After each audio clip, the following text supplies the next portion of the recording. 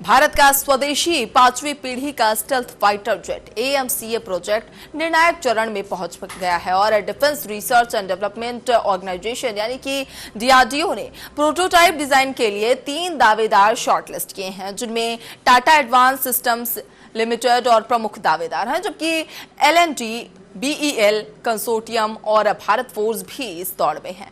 और ये twin engine stealth multi role jet internal weapon bay और एडवांस सेंसर से लैस होगा। पहला प्रोटोटाइप 2028 के अंत तक और पहली उड़ान 2029 में प्रस्तावित है। लक्ष्य 2035 तक 125 प्लस जेट शामिल करने का है, जो कि F-35 लाइटनिंग सेकेंड और सुखोई Su-57 की श्रेणी से भी मुकाबला करेंगे। रिपोर्ट देखिए।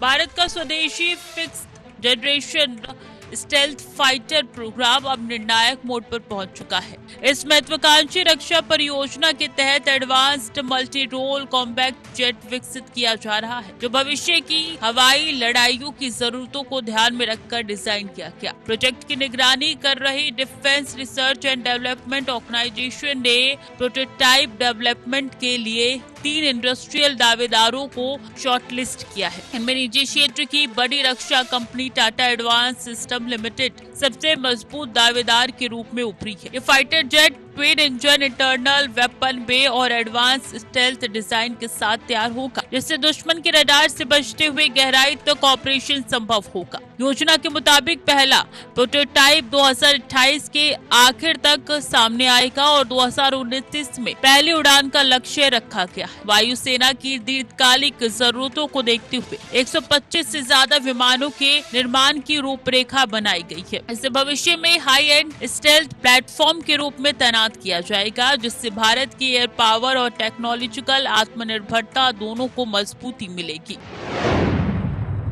AMCA से बदलेगा एयर वॉर गेम। भारत का स्टेल्थ फाइटर निर्णायक मोड पर। फिफ्थ जनरेशन जेट रेस में भारत। स्वदेशी जेट से एयर पावर बूस्ट।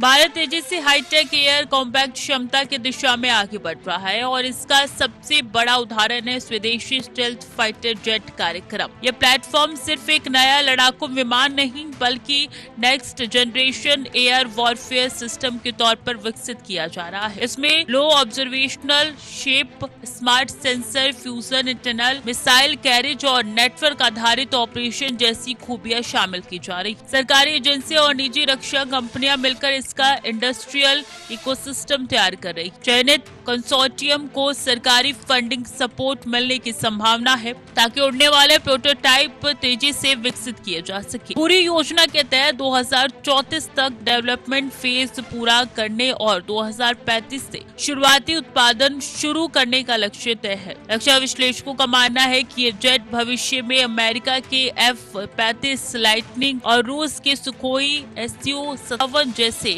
आधुनिक स्टेल्थ विमानों की श्रेणी में मुकाबले की क्षमता रखेगा। अगर तय समय सीमा पर प्रोजेक्ट आगे बढ़ता है तो भारत वैश्विक फिफ्थ जनरेशन फाइटर क्लब में मजबूत उपस्थिति दर्ज करा सकेगा।